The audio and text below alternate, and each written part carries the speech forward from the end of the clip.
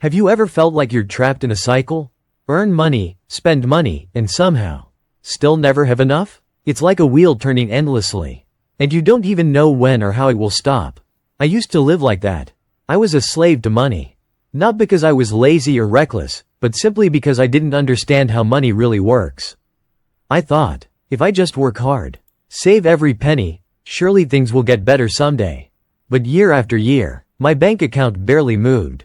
And financial freedom? It felt like chasing the horizon. Until one day, I stumbled upon a book, Rich Dad, Poor Dad by Robert Kiyosaki. That book didn't just teach me about money. It slapped me awake. It made me realize, money isn't bad. Being poor isn't destiny. The real problem was, I misunderstood how money works. And that was the beginning of a new journey.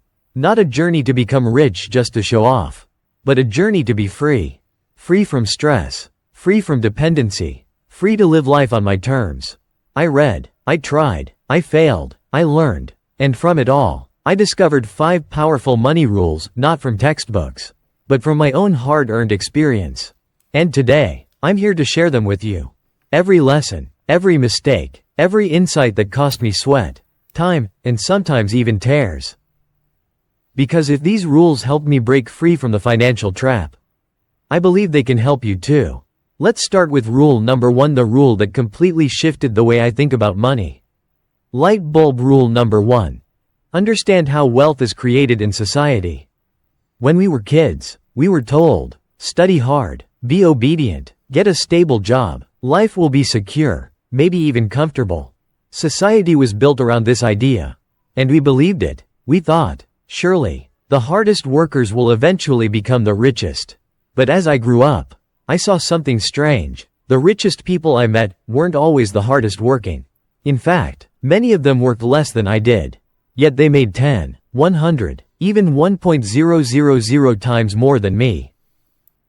So I started asking, does wealth really come from hard work? Or is there something deeper going on? To understand this, you have to look at how wealth has evolved in society. In ancient times, wealth came from land. If you had land to hunt or farm, you had power. Then came the agricultural age, still. Land was king. Later, during the industrial age, wealth shifted to machines, factories, and oil. If you owned machines, you could mass produce. If you had factories, you could hire workers and scale fast. But today, we've entered a completely different age. Wealth no longer comes from land or factories. It comes from knowledge. From information. From ideas. Think about it. Elon Musk doesn't own vast farmlands. Mark Zuckerberg didn't start with giant factories. All he had was a college dorm room and an idea. So why did they become some of the richest people in the world? Because they knew how to turn ideas into assets. There's a famous story about an American engineer invited to Japan to fix a printing machine. He inspected it for a few minutes, took a piece of chalk, drew a line on the side, and told them, "Open it right here." They did, and the machine worked perfectly again. When asked for the bill, he said, $10. The owner was shocked. "You just drew one line." He smiled. Drawing the line cost $1. Knowing where to draw it, that's $9.999. That story changed how I viewed money forever. In today's world, you can start with nothing. No money, no property, no factory. But if you have knowledge, you can still build everything. Love gaming? Love cooking? Love travel? If you know how to share your passion in a way that creates value, you can make money from what you love. That's why some people earn hundreds of thousands just by live streaming their gameplay. Sounds crazy? Not in the knowledge plus information plus tech economy. It's not that you lack opportunities. It's that you may not yet know how to leverage what you already have. Here's the truth. Old thinking won't help you thrive in a new era. You can't win today's race wearing shoes from the past. If you're still trying to compete using land, labor, or old school capital, you're running backward while the world moves forward. So here's what rule number 1 taught me. To build wealth today, you must understand what money is connected to. It's no longer land right pointing arrow, it's knowledge. No longer factories right pointing arrow, it's creativity. No longer tools right pointing arrow, it's technology. You don't have to be the best. You just have to be willing to learn and realize. In this age, those who hold knowledge hold power. And if you're still listening right now, you're already stepping into the new game. The game of those who understand the laws of money. Have you ever lent money to a friend? And if you did, was the relationship ever quite the same afterward? Or maybe you borrowed money from someone and then avoided them for months, feeling awkward every time you thought about it? Money, something that seems like just numbers, actually has the power to affect relationships, friendships, even love. That's why rule number 2 is so important. Separate money from emotional needs. It might sound abstract, but let me share something very real with you. I once lent a close friend a small amount of money, just enough to help them get through a tough time. At first, everything was normal. We laughed, we hung out, but slowly, I noticed the change. They stopped calling, avoided meetups. Every time we did see each other, they looked uncomfortable. I never mentioned the debt, never pressured them, because I understood that silence wasn't ingratitude. It was the silent weight of owing someone. You see, money is more than numbers. It holds an invisible power. It can make someone feel small. It can create an imbalance in relationships that once felt equal. Why does money have the power to ruin something so pure? Because we often mix feelings with logic. We lend money out of emotion, friendship, loyalty, love, but forget that lending money is, at its core, a financial decision. And here's the key lesson. Feelings are emotional. Money is rational. Mix the two, and eventually, someone gets hurt. Do you know why Robert Kiyosaki and his wife stayed happily married after signing a prenuptial agreement? Because they separated love from money. That clarity gave them peace. They didn't need to wonder if the other was hiding motives. They trusted more, not less. Some people say, if you make a friend sign a contract or charge interest, you're treating them like a bank. But think about it. When your friend asks to borrow money, they're already using your emotions as leverage. That imbalance is already there. So if you truly want to help, you have 2 options. 1. Give it freely, as a gift. No strings attached. 2. Or, act like a responsible adult. Write it down clearly. Set terms, deadlines, interest if necessary. Don't let, "I'll pay you soon," turn into 5 years of silence. It might sound cold, but it's actually the most respectful thing you can do. For your money, and for your relationship. I deeply admire how Jewish communities handle money. They are incredibly smart with finances. Among themselves, emotions run deep. But loans are rare. Because they understand a simple truth. Money can't create love, but it can destroy love if used the wrong way. Think about it. This is a people who've been exiled, persecuted, banned from owning land, and yet, they've become some of the world's most financially influential groups. Why? Because they know how to draw the line between heart and head. Let me put it simply. If you love someone, don't use money to test them. If you value a relationship, don't lend or borrow based on emotion. Money should serve life, not test loyalty. If you truly want to help, do it like a grown-up. Be clear, be rational, be principled. I once heard someone joke, "Want someone to disappear from your life? Just lend them a large amount of money." It's funny, but it holds truth. So before you pull out your wallet to help someone, ask yourself, am I doing this out of care? Or just because I feel guilty saying no? Am I ready to lose both the money and the person if things go wrong? Separating money from emotional needs doesn't make you cold, it makes you wise. It means you protect your finances and your relationships. If you're on the journey to financial freedom like I am, this rule will save you from a lot of unnecessary pain. Money is a tool. Relationships are sacred. Don't let a piece of paper tear apart a lifetime of connection. Do you have a savings account that gives you peace of mind? Do you feel safe knowing the number in your bank account stays the same each month? If so, let me ask you this. Is that money working for you? Or is it just lying there, quietly losing value every single day? I used to think I was financially secure, just because I had a decent amount sitting in the bank. Until life happened. A contract got cancelled. An emergency expense popped up. My income stopped flowing. And suddenly, I panicked. That's when I realized something life-changing. It's not about how much money you have. It's about how much money is consistently flowing into your life every month. Money is just a number. But cash flow, that's the heartbeat of your financial life. No cash flow? It's like your finances are holding their breath, slowly suffocating. Let me tell you a simple but powerful story. In a small town, everyone owed everyone. The innkeeper owed the butcher. The butcher owed the tailor. The tailor owed the grocer. The grocer owed the innkeeper. Everyone was broke. Everyone was stuck. One day, a traveler came to town and left a $1 deposit to see a room. That same $1 went from the innkeeper to the butcher, from the butcher to the tailor, and so on, until it returned back to the innkeeper. The traveler decided not to stay, took back his deposit, and left. No one gained money, but every debt was paid off. Why? Because the money moved. That's the power of cash flow. Many people hoard money. But here's the truth. Money that doesn't move slowly dies. Inflation eats it up day by day. You think it's safe, but you're quietly becoming poorer without even realizing it. The wealthy don't let their money sleep. They make every dollar work, investing, rotating, circulating. To them, money should flow, just like blood in the body. Imagine you're playing a role-playing video game. Gold helps you buy gear, upgrade skills, survive battles. If you just hoard your gold and never use it, you'll fall behind, get weaker, and eventually lose the game. In real life, money is the same. It's a tool to unlock opportunities, to multiply value. If you keep it idle, you're slowly taking yourself out of the game. Here's a wild fact. A company can owe millions and still thrive if it has strong cash flow. Meanwhile, a person with $100 in savings but no income stream can go broke fast. Financial freedom doesn't come from having a lot of money. It comes from not needing to worry about money anymore. And that only happens when you have smart, stable, recurring cash flow. I used to make bad investments, lots of them. I lost money, panicked, doubted myself, because I thought I was putting my money to work.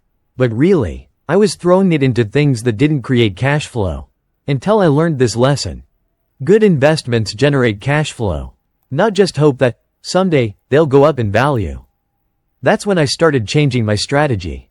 I began investing in things like rental properties, dividend-paying stocks, online businesses with recurring income. Even if the cash flow was small at first, just knowing that money was coming in every month gave me freedom and control. So here's what rule number 3 taught me. Cash flow is more important than cash. Ask yourself, is your money sleeping, or is it moving? Are you just saving, or are you using money to create more money? If you want financial freedom, let your money breathe. Don't lock it away in a vault or a zero-interest account. Learn how to turn every dollar into a flowing stream. Because only when money moves, does it truly become a living asset. Have you ever held a $100 bill in your hand and wondered, why is this piece of paper worth more than a $1 bill? Or why in one country, a few dollars can buy you a full meal, but somewhere else, it barely covers a bottle of water? Money is just paper. So what gives it value? Here's a truth that might shift how you see money forever. The value of money doesn't lie in its printed number. It lies in context, environment, and how you use it. Let me give you an extreme example. I once saw a real banknote from Zimbabwe. Its value? $100 trillion. Not monopoly money. Actual currency. Printed by the government, during a time of hyperinflation. People had to carry sacks of cash just to buy a loaf of bread. Not because the bread was worth more, but because the money was worth less. When inflation spins out of control, the number on the bill becomes meaningless. So clearly, money isn't valuable because of what's printed on it. It's valuable because of what people believe it can buy. There's a story I love about a Zen master and a simple stone. He gave it to his student and said, "Go take this to the market. But don't sell it. If someone asks for the price, just hold up 2 fingers." The student went to the market. Someone offered $2. Then he took it to a museum. They offered $200. Finally, at a gemstone exhibition, someone offered $2. Same stone, same weight, different setting, different value. We're just like that stone. You might graduate with a degree and submit your resume saying, "Fresh graduate, no experience," and the job market looks at you like a rock at a street stall. You're valued at $1, $2 a month, because that's what everyone else gets. But why is it that some fresh graduates start at $4 minus $5? The difference isn't in the degree. It's not just in skills. It's in how they position their value. True value isn't just what you have. It's where you stand and how you present it. A rock in a marketplace is ignored. The same rock in a museum is admired. You too have that power. Apply for an internship, and you'll get an intern's salary. But walk into an interview saying, "I've studied your business model. I have 3 specific ideas to improve your current system." Suddenly, you're not just a candidate. You're a contributor. I once interviewed 2 applicants. One said, "I'm a blank slate, but I learn fast. Please give me a chance." It was cute, but I don't need someone coming to get experience and leave in a year. The second said, "I may not have experience, but I studied your company in detail. I have ideas you can test right away. I'm confident they'll show results." Same level of experience, but totally different value. So here's the truth. People don't pay you based on your degree. They pay you based on how you make them feel you're worth it. Money is just like people. It's only valuable when it's placed in the right hands. A $100 bill in the hands of someone wise becomes an investment. In the hands of someone careless, it's gone in an hour. Want to increase your value? Don't wait for others to price you. Put yourself in environments where your true value is recognized. So here's rule number 4. The value of money doesn't come from its face value. It comes from where you place it, how you use it, and the belief you build around it. And the same goes for you. You're not just a piece of paper with a printed number. You're a person with potential. And if you know how to put yourself in the right place, you can multiply your value far beyond what others expect. You've probably heard people say, "Money is the root of all evil." Money makes people greedy. It changes them. And so, we start to fear money. We fear we might change. We fear being judged if we become successful. But here's the truth. Money, by itself, is neutral. It's just paper, a tool, a number. It doesn't have a soul. It doesn't have a moral code. Money doesn't whisper, "I'll make you selfish." Nor does it say, "I'll make you generous." Money is a magnifier. It simply amplifies what's already inside you. If you're kind, having money allows you to be even kinder. You can help more people, support more causes, give more freely. But if you're already selfish or bitter, money will just expose that. Louder, bolder, more clearly. So don't blame money. Look inward. I once heard someone say, "Men only cheat when they have money." Sounds convincing, until you think about it. Infidelity doesn't require money. A person without integrity will betray. Rich or poor. There's a joke that hits harder than it should. If someone's going to cheat, better to be rich than broke. It's funny, but it also reminds us. Poverty doesn't equal virtue. Wealth doesn't equal vice. There are arrogant rich people, and there are humble rich people. There are dignified poor people, and yes, toxic ones too. Money doesn't define you. You define money by the way you use it. Money can be a faithful servant or a cruel master. It all depends on whether you control it or it controls you. Too many people spend their entire lives chasing money, working themselves to the bone, sacrificing health, family, even values, just for a few extra digits in their account. But what good is a full bank account if you've emptied your soul? If your heart is good, even bad money can be used for good. If your heart is twisted, even clean money becomes corrupted. So here's rule number 5. The final and most important one. Money has no morality. Only people do. If you're worried like, will I change if I get rich? Will success make me someone else? Then take a look at who you are right now. If you're kind and responsible with $10, you can be just as kind with $10 million. Money doesn't change people. It reveals them. I don't know what you'll take away from this video. But if even one sentence helped you worry less, fear less, hate money less, then I've done my part. Use money to create value. Allow yourself to dream big and live well. Because money is not your enemy. It's just a tool to help you live a fuller, more meaningful life. A final message. We've been on quite a journey together. From the confusion and anxiety around money, to 5 clear, grounded principles that transformed my own life. You might be struggling right now, living paycheck to paycheck, or building a business and trying to grow. Or maybe, you're just tired of always worrying about money. Whoever you are, wherever you are, I believe this. You are awakening. And that is the first and most important step to changing your financial life. Let's quickly recap the 5 rules. Checkmark Rule 1. Understand how wealth is created in society. Right pointing arrow money is no longer tied to land, machines, or hours worked. It's tied to knowledge, ideas, and leverage. Checkmark Rule 2. Separate money from emotional needs. Right pointing arrow don't let money ruin relationships. Be clear, be respectful, be rational. Checkmark Rule 3. Cash flow is more important than cash. Right pointing arrow, it's not about how much you have, it's about how much is flowing in. Checkmark Rule 4. The value of money isn't in its face value. Right pointing arrow money, and you, gain value depending on where you're placed and how you're used. Checkmark Rule 5. Money isn't good or bad, the human heart is. Right pointing arrow money is a tool. Your intention defines its impact. Some people say, money can't buy happiness. That's true, but it's not the whole truth. Not understanding money can cost you your happiness. Money can't buy love or peace. But not having money can limit your choices, your freedom, your ability to care for the people you love. You deserve to live a good life. A full life. A life with freedom, dignity, and choice. I'm not promising that these 5 rules will make you a millionaire overnight. But I promise this. If you truly internalize them, you will never be a victim of money again. You'll be its master, not its prisoner.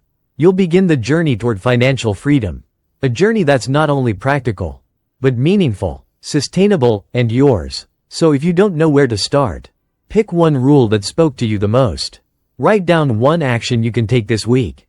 Share this message with someone who might need it.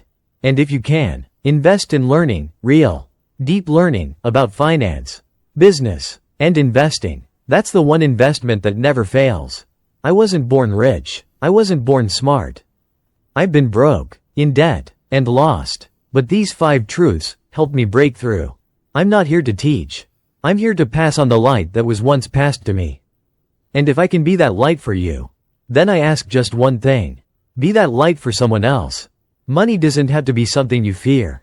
It can be the doorway to a better life.